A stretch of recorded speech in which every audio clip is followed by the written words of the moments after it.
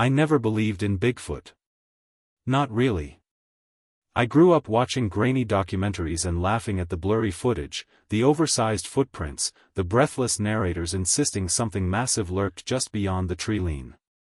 To me it was campfire nonsense, a story people told when they needed mystery. That belief died on the night I almost didn't survive my sleep. It started with exhaustion. I had been hiking for 3 days through a remote forest, the kind of place where phone signal dies and the trees press in so tightly that daylight feels borrowed. My plan was simple: one more night in my tent, then a short hike back to my car. I remember feeling uneasy as dusk fell. The woods were too quiet, as if everything alive was holding its breath. Still, I told myself fear comes easily when you're tired and alone. I set up my tent near a dry creek bed. The air smelled of pine and damp earth. As I crawled inside, I heard something far off, a deep, hollow sound, like wood knocking against wood. It echoed once, twice, then stopped. I laughed nervously and zipped the tent shut, convincing myself it was branches shifting in the wind. Sleep came in fragments. I kept waking up, heart pounding, certain I had heard footsteps. Heavy ones. Each time, there was nothing but darkness and the slow creak of trees. Around what must have been 2 a.m., the smell hit me. It was overwhelming, rotting meat mixed with wet dog and something sour I can't describe. It seeped into the tent, thick and choking. Then the ground vibrated. Something was walking around me.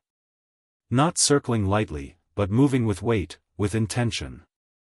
I froze, every muscle locked. Through the thin fabric of the tent, I saw a massive shadow pass by, blocking out the faint starlight. My brain screamed bear, but bears don't walk like that. Bears don't stop and stand upright. The breathing came next. Slow. Deep. Each exhale sounded wet, almost angry. I clamped a hand over my mouth to keep from making a sound. That's when the tent wall pressed inward, hard enough to brush my shoulder. Whatever was outside touched me through the fabric. I wanted to scream. I couldn't. The creature let out a low growl that vibrated in my chest. Then, with terrifying ease, it gripped the tent and ripped it open. Fabric shredded like paper. Cold air rushed in, and I finally saw it.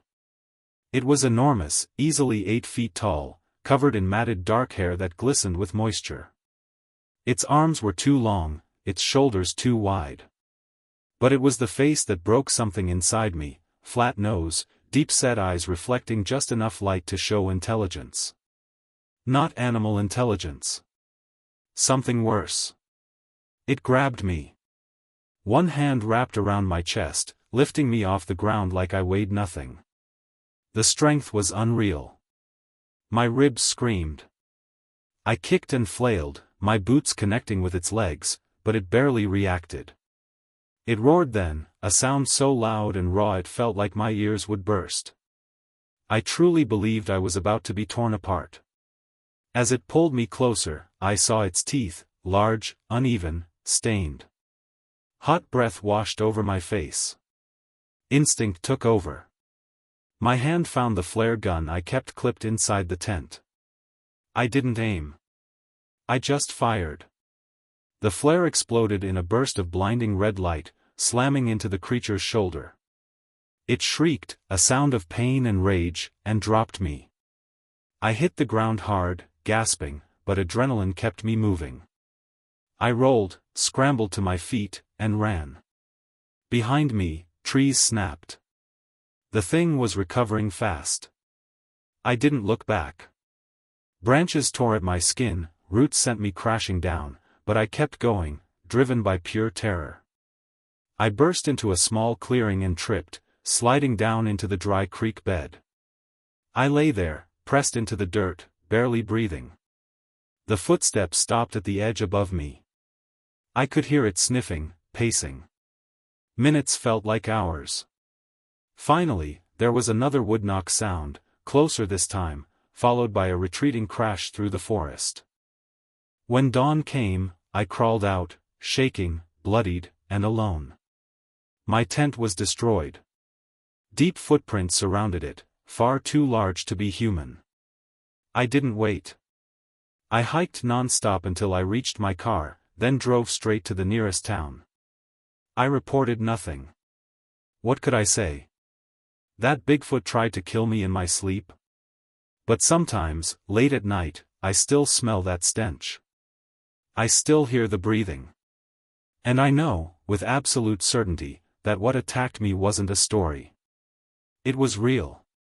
And it knew exactly what it was doing.